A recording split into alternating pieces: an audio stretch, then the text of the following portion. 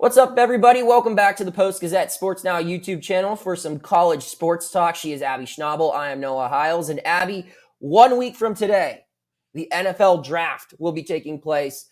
A big deal, obviously, as you've come to find out, moving here to Pittsburgh. Football is king, as it is pretty much everywhere in the country, but it's especially a big deal here. You're going to see some local guys as far as high school players go in the first round, probably with Joey Porter Jr., a Whitfield product. We have plenty of Pitt players that'll be going. And of course, the Steelers have 7 picks in this year's draft, including 3 in the first 2 rounds. So it's a very interesting draft. We're going to be focusing our NFL draft talk here on the Pitt Panthers. Nearly a dozen Pitt Panthers are hoping to hear their names get called Thursday through Saturday of next week. And I think a good bit of them will probably have their dreams come true and be selected in the NFL draft. I just want to hear from you real quick before we get started. I mean, what's this process been like for you? I mean, you've primarily been someone who's covered basketball. You grew up in St. Louis, right? That they had an NFL team for a little bit and then they don't. And, you know, you've lived all throughout the Midwest, but is the NFL draft prep a little different here, would you say? Oh, it's a lot different. There's a lot more focus on it here, just all around. I mean, like you said, I grew up in St. Louis. My family was not a football family. My dad, behemoth, does not like Stan Kroenke, hates him. And so we didn't watch football growing up. And then I really started to get into it when I moved to Chicago and we had the Bears, but the Bears were not good.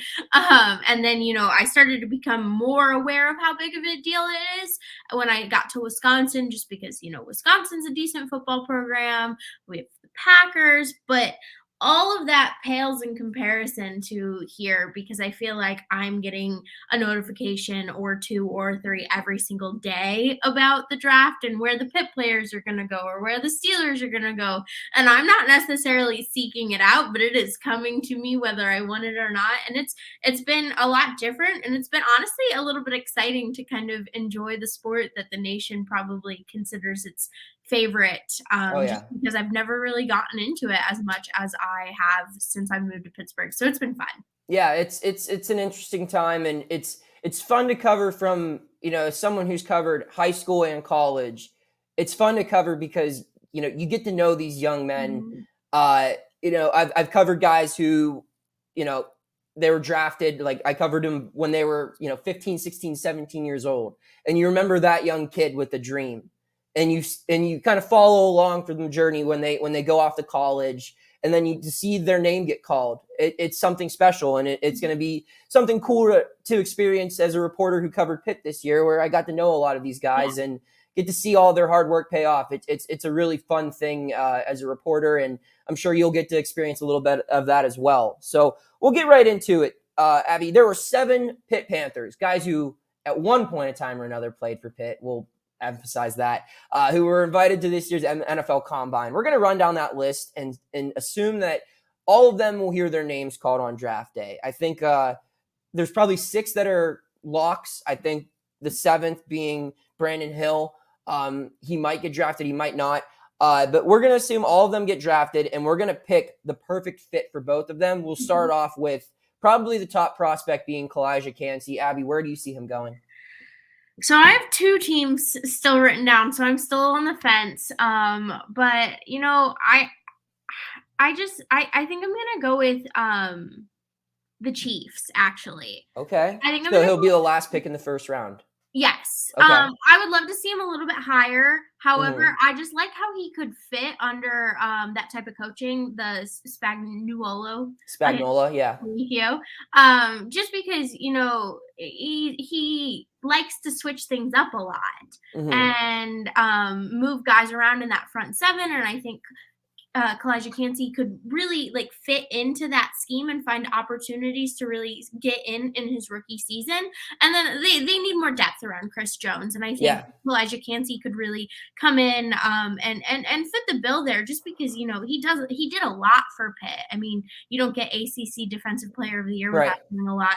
And I just like the different opportunities he could have with the Chiefs. And obviously, that's exciting for it'd be a cool pick for him coming off of the Super Bowl win. But I had Seattle was my other pick. But I just think I like Kancey fitting under Spagnuolo just because of the flexibility and the versatility that Kancey adds. Yeah.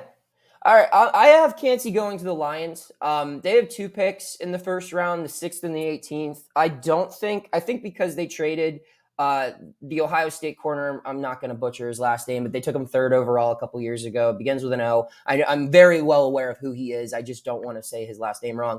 But they traded him to the Falcons for a 5th round pick, I believe, last week.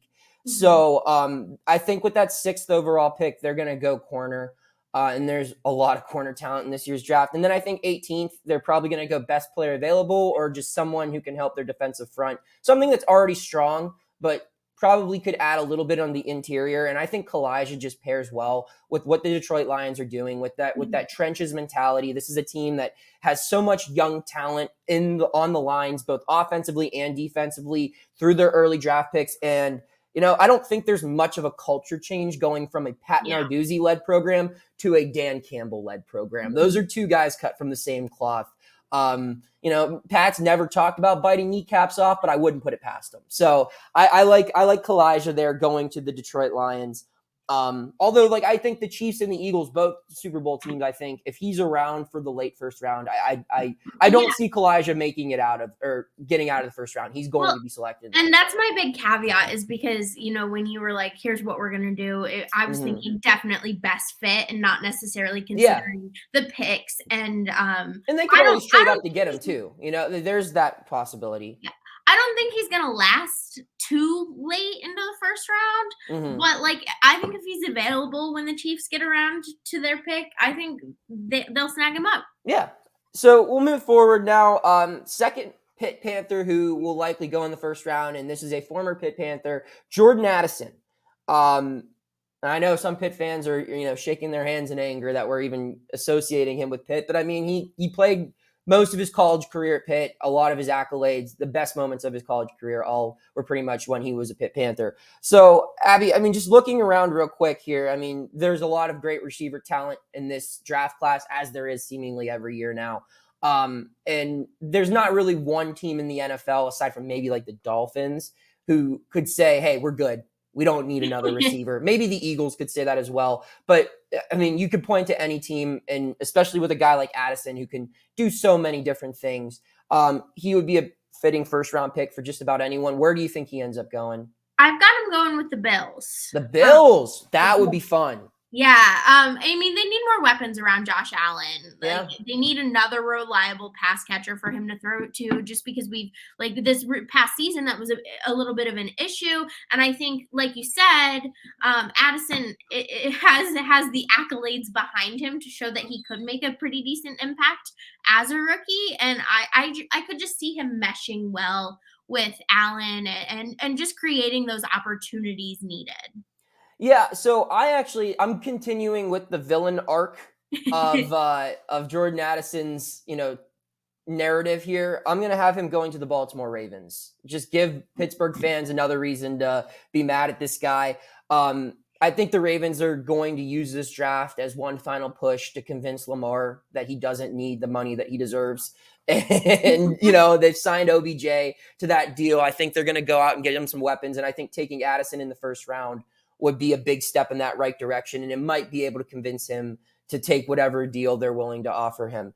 So we'll move on now. But Addison's a guy, I could see him going to a ton of places, including the Steelers. I don't think they'll take him in the first round. But if by some miracle he ends up being available at 32, I'd be shocked if they didn't take him, simply just because, he's a first round talent. He has that relationship with Kenny Pickett. Mm-hmm. And Kenny's went on the record numerous times saying he would love to play with them at the pro level. So I don't think he'll be around for that, though. We move forward now. So Abby, do you have any player? Do you think any Pitt player will go in day 2? So that'd be rounds 2 and 3. Do you see anyone going in day 2? Because I don't think I do. I wouldn't be surprised if a couple of guys snuck into the 3rd round, but if I'm speaking conservatively, I think there will be no Panthers taken in day 2 or this rounds 2 or 3, unless Calijah or Jordan slide back. Yeah, I don't think so. I think if anyone was going to sneak in, it'd probably be Izzy Abanikanda or Carter Warren. Yeah. But I still don't necessarily think that they're going to go in day 2. I I don't know if they fit the bill for what some of these teams want early.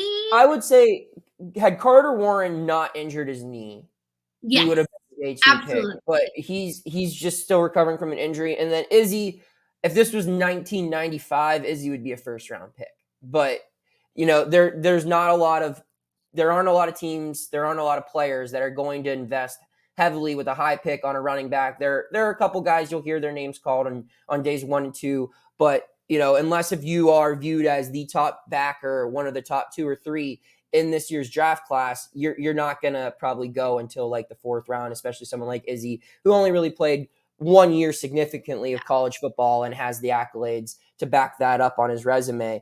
But we'll start with those two. Where do you see Carter Warren going? I don't expect a ton of analysis here for left tackle placement, but where do you have going? Where do you have him going? Well, I mean, at 6'5", 325 pounds, he's the ideal size for Yeah. a tackle in the NFL. Like, I could really see him being good anywhere, Mhm. but I would want him, and I think he would thrive under a place or under a person and under a team where he can really like learn behind an elite a tackle. And I have him going to the 49ers so he can learn under Trent Williams. I Oh. think he could, I think he could really benefit from that, and also find opportunities to kind of like sneak into the lineup every now and then. But there really isn't a bad pick No. for Warren. I mean, like you said, not a lot of analysis there, but I think I think he could thrive somewhere where he can really like take the time to learn under someone who is already elite. And so I've got him at the farm going with the So 49ers. I was thinking somewhere along the same lines. I was thinking he would be a best fit at a franchise that does well developing talent, that doesn't just Mhm. put young guys out there Yeah. as rookies and expect them to carry the load. And Mhm. when I think of franchises who do that, who take their time and allow talent to develop, I think of the Green Bay Packers. Yep. And I thought that would be an ideal spot for him. I think Green Bay is probably going to be starting a rebuild here soon. And while I don't intend for Carter Warren to probably start week 1, I think that they're going to take him and look at him as a guy that, hey, if that knee's fine, we're probably getting a 2nd or 3rd round talent in the 4th or 5th round. Yeah. So we'll draft him. We'll take it easy with him early on, but they're going to look at him as someone who could potentially be Mhm. a key player for their team as they start this rebuild here with ideally a young quarterback and a young core around him. We'll move on to another player who I think will be taken in the same round or around the same time as Carter Warren, and that's Izzy Abanikanda. And I'll start off with this one. There are a lot of fun fits for Izzy, in my opinion. I could see him doing well with Philly. I could see him. I think Kansas City would be like a perfect fit just because of what they like to do offensively with speed. He's one of the faster running backs in this year's NFL draft class. And, he doesn't have a ton of film of him catching passes out of the backfield, but I think he could do a lot. Mhm. But I think Israel Abanikanda will be a Dallas Cowboy.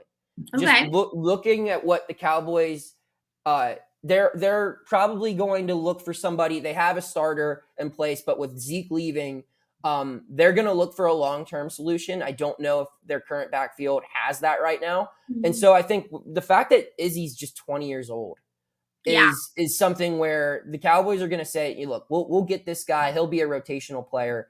And then by the time it's his 2nd contract, he's only going to be 24. Mhm. So it'll be an ideal signing for them. And, the Cowboys, they do running backs well. They always seem to have one of the league's top rushers. And I think that he'll be a perfect fit for what they have going on in Dallas. What about you, Abby? Where do you have him going? I have him going to Miami. Okay.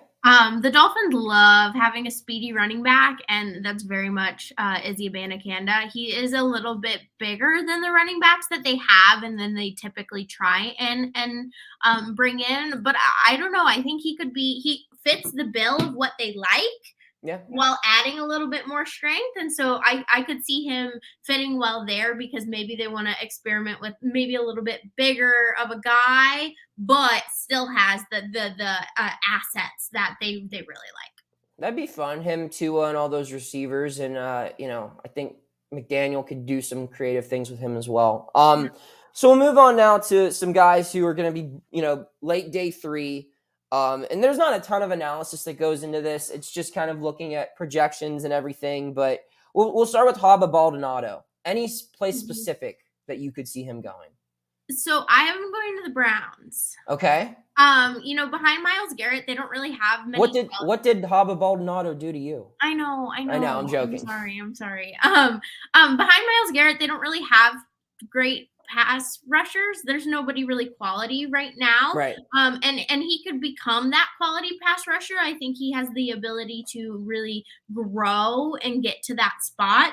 They need to fill that gap in their defense because you never know when someone's going to go down. And I think he could really fit in there. And again, sorry, I don't want him to go to the Browns. No, I mean, it's okay. There's been plenty of Pitt players who've played on the Browns before, including some good pass rushers like Jabal Sheard. I have Haba Baldonado going to the Cardinals. I just looked. The Cardinals have said goodbye to a couple of edge rushers. They have a lot of picks. There's not much more to it than that. I mean, when we're talking day 3, especially, if it's like a running back or receiver, there might be more of like a calculated, he fits well into this scheme type thing. But when we're talking edge rushers in the 6th, 7th round, it's just kind of who needs depth. I think the Cardinals definitely do need depth, and they have a lot of picks. So I'll say Haba to the Cardinals in the 6th round. 7th round, I'll start off Servassier Dennis. This is I think, goes against everything I just said as far as analysis. I think Servassier Dennis, if he's around in the 7th round, the Pittsburgh Steelers would be a perfect fit for Servassier Dennis. I mean, that's been written about on our site and in our paper numerous times. He comes up in all those mock drafts. I don't know if he'll be around. I think he'll be maybe a 7th round pick, but I think he'll be an earlier 7th round pick before the Steelers' 2 selections come up. But if he's around for that 7th round pick, I mean, the Steelers, they typically get a Pitt guy or a Whippeal guy or a Penn State guy or a West Virginia guy. They always have one local guy in their draft class, and Pitt correlates well with them because, they share the same facility. They get a good look at these guys, what they're doing on the practice field every day. Narduzzi and Tomlin are always talking, and you're not going to find many people who will have higher praise from a coaching staff than Servassier Dennis. He's one of the best spoken athletes that I've ever interviewed at any level, talking professional all the way down to high school. He's very knowledgeable of the game. I think his skill set translates to kind of what the Steelers need, a rotational linebacker who can help with coverage. I think he's a really good linebacker in coverage. He's a little undersized, but his athleticism that he displayed in his pro day with his 40 time, his vertical jump, all that stuff, I think that he would be a really good fit for the Pittsburgh Steelers. It seems like you agree, Abby. Yeah, the first one we have the same team. Yeah, he's an amazing tackler. He makes game-changing plays, and the Steelers could use that from in their linebacker room. I mean, he's just, you've already sang his praises. I don't need to add too much more, but yeah, I mean, the Steelers could use him, and it'd be fun to see a little hometown guy. Well, hometown, but a Pitt guy. Yeah. So yep, I'll keep it simple with that. And then my final pick, Brandon Hill. I don't know. Chris seems to think, Chris has had people say that he could be an early day 3 pick. I don't know. Just everything that I've read contradicts that. Carter definitely knows more about this stuff than me. I'm not saying that I'm, a better football mind than him by any stretch of the imagination. This is his expertise. So he's probably right. But I think if Hill goes, he'll probably be a 7th round pick. And just looking at team need and just who has a lot of picks, I think the Chicago Bears would be a fit for him, simply because when you're in a rebuild like that and you're looking for, to especially building your defense. The offense has its answer in quarterback. You just need to add protection and weapons around him. But when you're the Bears and you're looking to rebuild this defense, when you're in the 7th round with all the picks that they have, you're just going for guys who could be, like a scratch-off ticket, essentially. Yeah. Someone who we see the skill set. He's definitely not a first-round talent, but he does X, Y, and Z, and that's why we think he could be a diamond in the rough. And Hill's showing at the Combine makes him fit into that category. And I think when you have a team with a surplus of picks that's looking to find talent on defense, I could see the Chicago Bears saying, yeah, he's worth a 7th round pick, someone with his size and athleticism. If it doesn't work out, that's fine. He's not a huge part of the future, but he has the talent where he could end up being a productive player for us for a couple of years if you're the Chicago Bears. I think that's maybe what you're thinking. What about you, Abby? Do you have Hill getting drafted, and if so, like, what's an ideal fit for him? I could see him sneaking in, but this is more of just a pure this would be cool pick than anything. I think it'd be funny if he went to the Bills. Damar Hamlin and Dane Jackson. Dane Jackson, yeah. Yeah, no, the Bills have created a little bit of a Pitt to Buffalo pipeline, and Hill could continue that trend, and I just think it would be cool. I don't necessarily see it happening, but it would be cool if it did. Yeah, I mean, hey, that would be a fun secondary, just all of the old Panthers there. That'd be fun. So we look now. There's at least 5 names that we haven't mentioned: Jared Wayne, Eric Hallett, Marcus Minor, Gabe Hoy, and Deslin Alexander. All of these guys also trying to find futures in the NFL. None of them are really projected to be drafted, although, who can really trust NFL draft predictions or projections? It's all kind of a crapshoot, especially when one of the 32 teams is the Las Vegas Raiders. You never know what's going to really happen. Abby, just looking at that list, if one of those 5 names that I just ran off were to get drafted, who do you think has the best odds? I like Eric Hallett. As my pick, he's a solid safety. He rarely allows players to get by him. He makes some clutch open field tackles. Like, he just has that, I don't know, sparkle to him, I guess. I can't think of a better word for it. No, yeah, I mean, he's got that dog in him, I guess you could say. Thank you. Sparkle, dog, same thing. I picked a team mostly because I thought we were going through the whole thing. Mm-hmm. But, I think just anyone that he could really, learn from would be a great opportunity. I wrote the Vikings mostly because they have 34-year-old Harrison Smith that Hallett could learn from. But, really just anywhere. From what I know, and I haven't seen them play, I like Hallett for that, but I could, if anyone else was going to sneak in, I'd probably say Wayne, but I'll pass it to you. So Hallett's an interesting thing. I think he has a couple of things going for him. One, he's going to test well on all the academic stuff. This is a guy who wants to be a lawyer. He's another, like I said, Servassier is one of the better interviews that I've had in my career. Hallett's up there as well. I've got to know him pretty well, and he's a smart guy, and I think that his academic side of things is going to help him. The first half of the season, Eric Hallett really, I think, put himself into this conversation. The second half of the season, if you watch the film, he made some pretty glaring mistakes. I think back to, there was, what game was it? It was the Duke game. His senior night, he did not have a good game at all. Mm-hmm. And I think that film might hurt him. I think his size might hurt him a little bit too. But another thing that could help him is, it's been proven in the last 5 years that taking a Pitt defensive back in the late rounds is a good late round investment. You look at Dane Jackson, you look at Damar Hamlin, you look at Damari Mathis, and you could keep going. There are guys all over the league because of Pitt's defensive scheme. You can bet on a corner to be aggressive and comfortable in one-on-one situations because that's all they've done at the collegiate level. And you can bet on safeties to be able to take on big responsibilities because that's all they've done. And I think Eric Hallett kind of falls into that category. And I think he's probably a tier beneath Damar Hamlin, where actually, if you look at their resumes, I think Hallett has probably achieved more as a player, being the ACC MVP, the ACC championship game MVP, being an All-American this past year. Hamlin doesn't have those two things, but Hamlin had a more solid career in college, which I think resulted in him being actually drafted. But I could see that comparison being made, where this is a guy, they played the exact same position. He literally just stepped in for Hamlin after Hamlin left. And I think that that's a fair comparison to be made. Now, Hamlin was a late pick. He has a little bit better size than Hallett. So I think that might be the difference if he gets drafted or not. But Hallett has a good shot. Another guy, I don't hate Jared Wayne's stock. It's just, there's so many receivers. Yes. And it's just hard to tell. And there's a mentality where it's like, hey, you know what? We can just get this guy as an undrafted free agent, and plenty of receivers make NFL teams as undrafted free agents. I don't think that Jared Wayne will be drafted, but I think that he'll go deep into whatever training camp he gets invited to. The guy that I have my eye on, though, is Marcus Minor. Mm-hmm. I don't really understand why he isn't on more draft boards. He has good size, he had a terrific college career that ended with him being first team all ACC. He put up 35 reps on the bench press during his pro day, which I think would have been second most out of anybody who went to the NFL Combine. So he's got the size, he's got the strength, he's got the resume.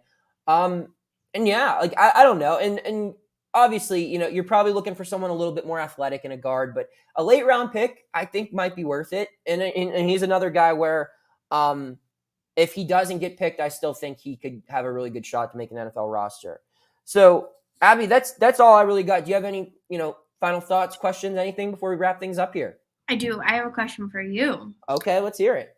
Who of this draft class from Pitt, who do you think is going to have the best NFL career? Obviously, you're probably thinking Kancey or Anderson. Not Anderson. That's Addison. Yeah. Addison. Thank you. Yep.